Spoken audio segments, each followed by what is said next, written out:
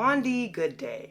I was debating with myself if I was going to make a podcast episode about this show. I've been watching it, and it is probably the most frustrating BL to watch right now. And part of the reason why I find it so frustrating is because it's so ripe with so much potential. And I love the two actors that they picked as leads for this show.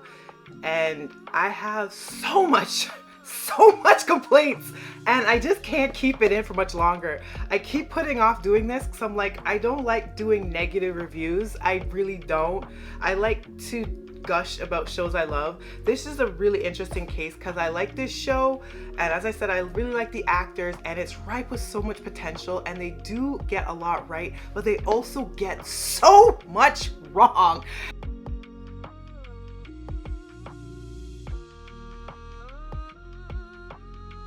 Hi, I'm Monique. I am the host of Off by Purple Heart podcast. That's such a mouthful. I love to talk to you about K-dramas, C-dramas, BTS, and whatever else I want. Wandee Goodday. This is another BL from GMMTV, and I should know better right now because I've had quite a bone to pick with GMMTV for quite a while. I understand it. They're the leading frontier as far as BLs right now. They are probably the most recognized property as far as BL spaces, even though there are expanding markets in other regions. Taiwanese BLs are absolutely iconic, and they're getting some major headway. You know, Korea has come out with quite a few BLs as of late. You know, there are the Japanese BLs that have been fantastic. And, you know, there's several other companies in their Thai market, but the Thai market absolutely has a cornerstone. But GMTV and their BLs, I have a love-hate relationship with a lot of them.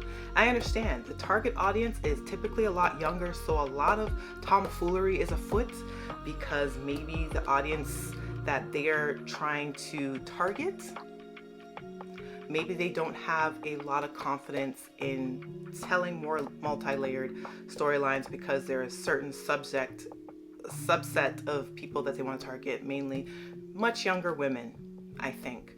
But I think they should have more confidence in that younger women demographic that they're appealing to, and I think they need to expand. The writing for this show is so infuriating and frustrating to watch. So the latest episode of Wandee Goodday, we have about 4 episodes left in this 12 episode series. We have the lead character, Wandee, Doctor Extraordinaire, best friend of Dr. Cow, who is described as asexual, and his storyline just completely dropped. And I'm going to get into that in a bit. We also have 5th world champion boxer Yoyak, devastatingly handsome, mischievous.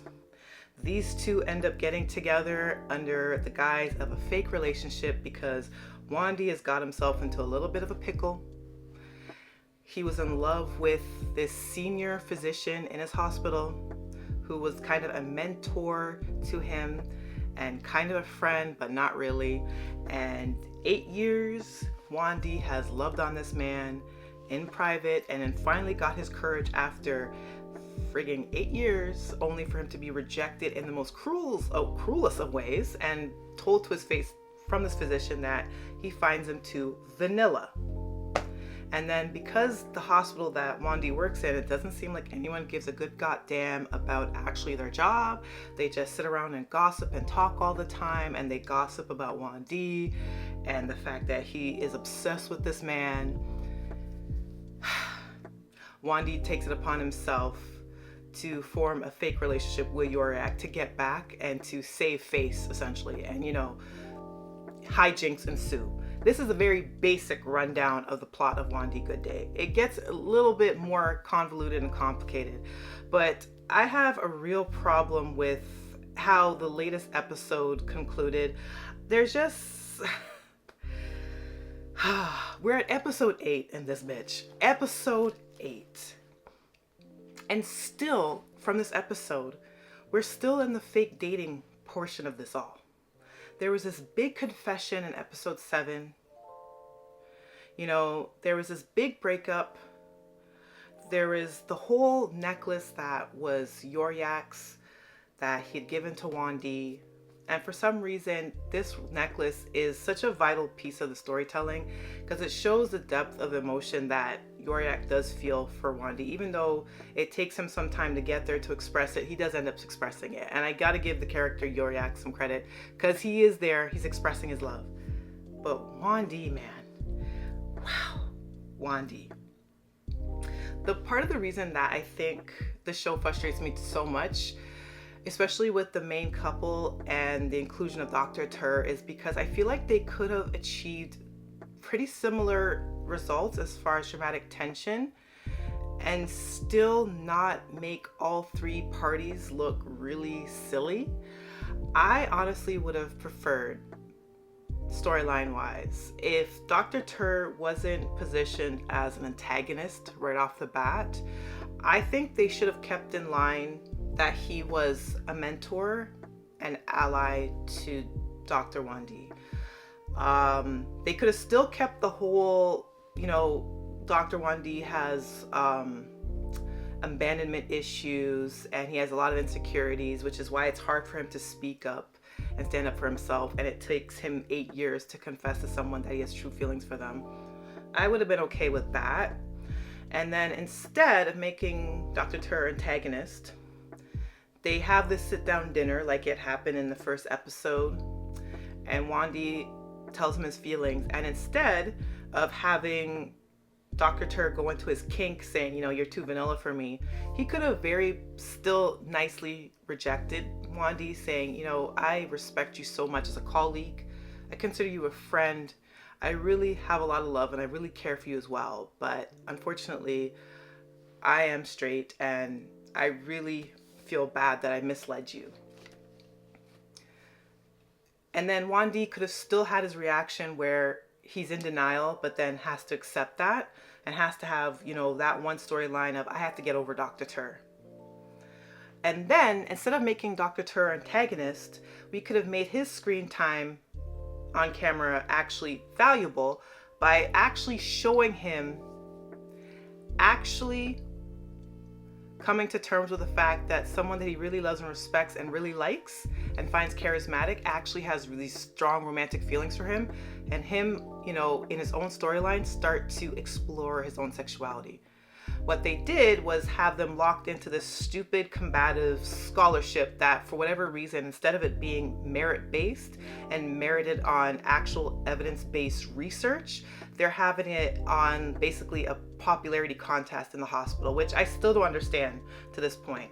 But instead, I wish that the show had approached it that after this confession, Dr. Tur and Dr. Wandee were both approached saying, hey, you both have won this scholarship. You both are exemplary physicians. Because your research in the past have paired so well together and you guys have this long-standing relationship, we want you to present some cutting-edge research for X, Y, and Z. They can incorporate, the storyline with Dr. Wandee and this cancer patient that he was looking after, this young boy, and new medical breakout research. Say the two of them have to come together, they have to do this research project together, and then there's going to be a big presentation that will just, for whatever reason, show up in Japan, because that's where the show took them, right? To Japan to present for this scholarship that they're in competition with. But instead of it being a scholarship and a competition where we as an audience don't really trust Dr. Tur because he comes off antagonistic and he has a prize that he wants to win, and in the earlier episodes it was like he was undercutting Wandee, have the show acknowledge that they're both respected, well-loved physicians. Both of their knowledge is needed. Have them do this research paper, evidence-based journal, whatever have you, come together after a few months and have to present it, right? As part of terms of getting this scholarship money, which would again give the hospital all this new equipment, X, Y, and Z, blah, blah, blah, blah, for research, yeah? This way, we would create a storyline where Dr. Wandee still has to work with Dr. Tur. They still have to have close proximity to one another. But during this time that they're working together, Dr. Tur can start to see a different side to Wandee. So totally take off the "I think you're too vanilla" and any other insults off the table. They still have a level of friendship, even though Wandee still isn't kind of embarrassed and has to save face because he just expressed his feelings to someone that cannot reciprocate, because at that time he believed he was straight, right? Somehow, one of the bitchy male nurses still finds out about this. They spread rumors and gossip, and they're like, "Oh, poor Wandee. You know, he confessed his feelings, he got rejected, and now he's forced to work with Dr. Tur for X amount of months. Oh, I feel so bad for him. Oh, that's so embarrassing. It couldn't be me." You know, kind of a thing. That way, we can still integrate the whole subplot of "I need a fake boyfriend to save face in front of everyone at this hospital." It sounds ludicrous, but I actually think it would have worked better on screen. Then we could actually have a realistic triangle where instead of making the protagonist and then have two romantic rivals, where one is obviously cast as the antagonist and the other is cast as the good choice. So obviously the show has not made it a secret that Yoyak and Wandee are going to be endgame. Yes? We understand this. We all know this is how it's going to be. It's a romance after all. It's a BL. We understand what the end goal is. But to create some form of stakes, instead of making Dr. Tur this weird character where he's both antagonistic, but somehow in episode 8 is now confessing actual true feelings, and we're supposed to buy this because the show says so, we give two characters time to spend time together for this research paper, for this evidence-based journal, whatever, as part of terms of receiving the scholarship money. Dr. Tur starts to see Wandee in a different light, starts to see, you know, Wandee has a certain glow, a certain kick to his step, what have you, and see Yoyak come around more often, but it still gives the show reasons as to why Wandee would still have to be in contact with Dr. Tur. And they could have shown through scenes that, you know, they're doing all this research together, they're both passionate about it, and it reminds Wandee of what he fell in love with and why he was so head over heels in love and what the stakes are. That way, this episode that just aired, episode 8, this is at the time of me recording this. By the time I put this episode out, it would probably be in episode 9. But anyways, we would have basically two birds with one stone. We would have, you know, Yoyak being amazing. They're doing this fake dating thing. They're coming to terms. They're loving on each other, whatever. And then the lines are being blurred. We also have Dr. Tur still in the background. Dr. Tur working close with Wandee. Him starting to see Wandee in a different light since the love confession and start to recontextualize the relationship. And then we could actually understand why Wandee is so conflicted. Beyond the show basically telling us that there is some obviously abandonment issues, which is another thing I have a problem with the show, is that they'll have these quick flashes of some type of trauma that the character has dealt with and then drop it. It seems like with Yoyak and his stage fright when he was in the major fight and that hooded figure, obviously is going to come into play with the mother dying and the trauma behind that, right? So it looks like the show is not going to drop that one, but with Wandee and his fear of crossing any crosswalk because of how his parents died, they kind of dropped that really early on, and we're now 8 episodes deep into the show, and there's going to be 12 left, and it's still hanging in the air. As far as the sescapades and all the like the role-playing stuff, whatever, I feel like we could have still came to that conclusion. Wandee seems like a type of character that overthinks a lot, and we could have still got to that point where he's like, oh, you know what? I wonder if one of the reasons why he doesn't like me is because, you know, he thinks I'm too vanilla, versus that being the thing that Dr. Tur tells him. Wandee may know instinctually inside, this man's not exactly straight, and I know that he's been low-key flirting with me for these 8 years, but he just hasn't realized he's been. I wonder what it is. Maybe I need to be more seductive or something like that. And then the storyline as it's been playing out could still play out, but then all 3 parties still can be good people, and we could understand why Wandee cannot be clear and concise in the fact that he has such strong feelings for Yoyak because they spend time together. They have great sexual chemistry together. They've built a level of trust together. yada, yada, yada. Only for that to be thrown on episode 7 with that weird ass fight that didn't really make any goddamn sense. Nor did it make any sense why Wandee would leave his apartment after cooking a splendid meal, have all these candles lit, and go over to an antagonist's apartment who he in previous episodes have displayed a lot of hostility to because he was very angry about how he was called vanilla, and he definitely didn't think Dr. Tur in good faith wanted to compete with him on a level of integrity for this scholarship. I don't know how it came to be with episode 7 that he would just willingly go in his little role play outfit into this man's apartment, spend X amount of time together, only for that big fight to happen, and then him to say to Yoyak, why do you always resort to violence? Which makes no sense narratively because that wasn't presented to us at all. We've only ever shown Yoyak just boxing, which is his actual job, his actual profession. We have never seen him use unnecessary level of aggression towards anyone in the show. It's always been a protective thing to defend his honor. For example, when he was about to be drugged by those guys in the club in episode 2, and then Yoyak saved the day. And then in this past episode 8, where he saves Tem, who I'm going to talk about in a bit as well, because what they're doing with her storyline, it really doesn't make sense to me. All of that irritates me. Ye and Cher and their storyline too. I get that the loan sharks and the amount of debt that Ye is in is going to outweigh a lot. And that's kind of like the smoke over the head, everything. But I love that they're together. I think the actors that portray them are really cute. I especially think Thor is really attractive.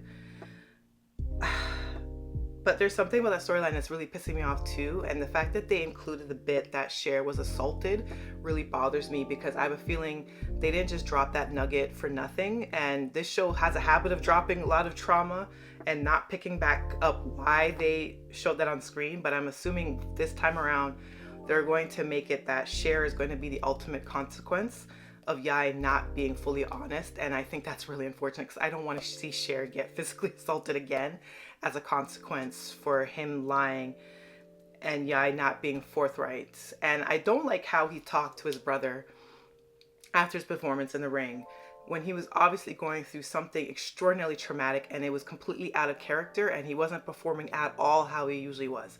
If they had to have him lose, then he could have lost because the other opponent, Luke's character, was just better, you know? But they made a point of tying this to past trauma, and instead of him investigating this in the following episode after Yai cooled down, it was kind of just like Yoyak apologizes and Yai kind of just hand waves it. And I didn't think narratively that was the right choice, personally.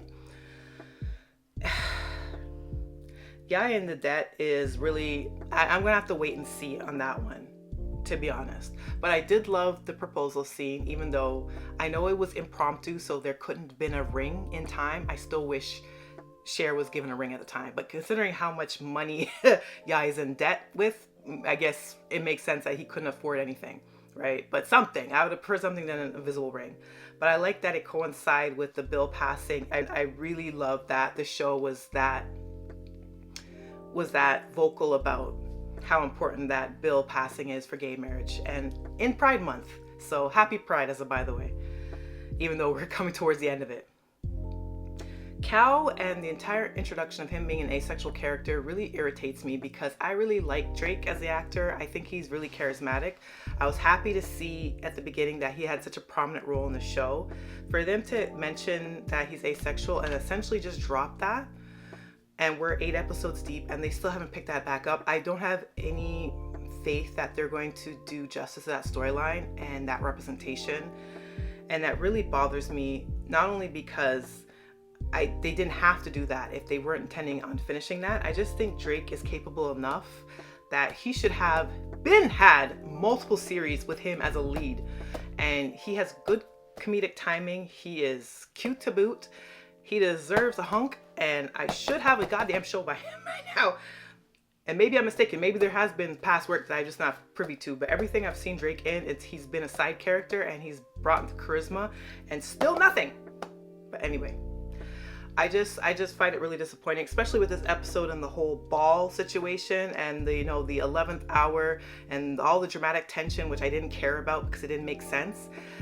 We could have done something with Cal's storyline. I feel like they could have concurrently, with all the time wasted on extra frivolous crap, we could have spent time with him actually finding a love life, because he has expressed interest in romantic love. Just because he's asexual does not mean that he does not want, a romance. It just may mean he does not want to have physical intimacy, like sex with someone, even though there are asexual people that do engage in intimacy and do aspire to have romantic relationships. It's got a whole umbrella of a spectrum within itself, asexuality. So I don't expect GMMTV to get every single nuance of that, obviously, especially when the show is not starring Drake and his character Cal.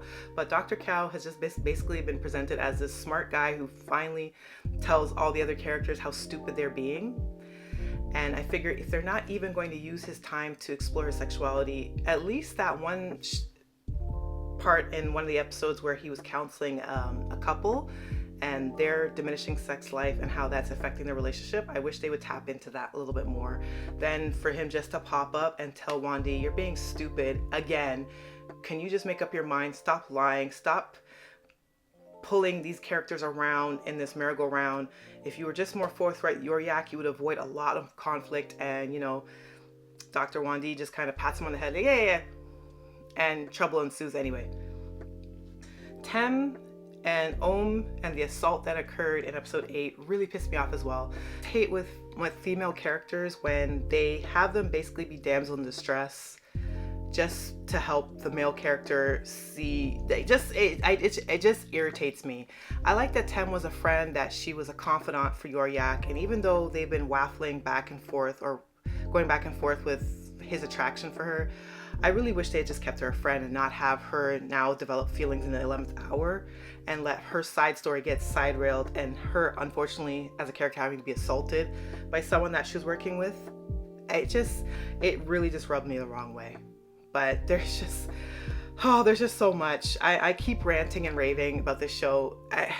I like it. I think Great and In are fantastic together. Visually, they look incredible together. They're equally matched in acting skill and talent. They have so much chemistry. And I actually love their playful banter when they're together. I love so many other aspects of their relationship, and when they're good, they're great. I love the inclusion of the grandmother. I think she's really fun. I love Drake, and I love the character of Dr. Cow. I love Yai and I love Cher.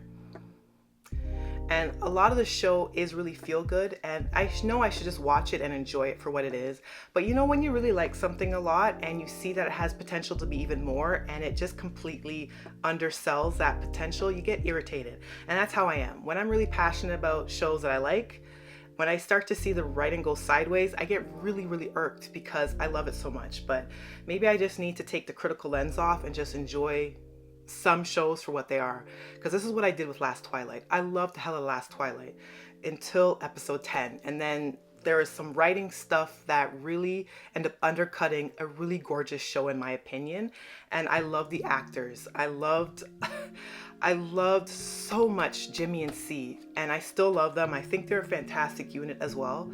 They're fantastic. They kind of remind me of Great and In as well, just two actors that complement each other looks wise. They have great chemistry, they have great talent, and they can rise above a lot of material, but then the writing completely undercuts them.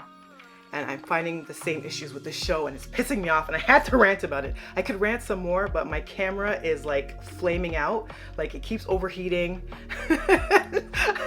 I'm like exhausted now. So just tell me your thoughts below. If you're watching this via YouTube, do you agree with my assessment of this show? Or are you just enjoying the ride and don't know why the hell I'm ranting like a crazy person? If you're listening to this via Spotify or Apple Podcasts, I love you and appreciate you as well. Until the next episode, happy Pride.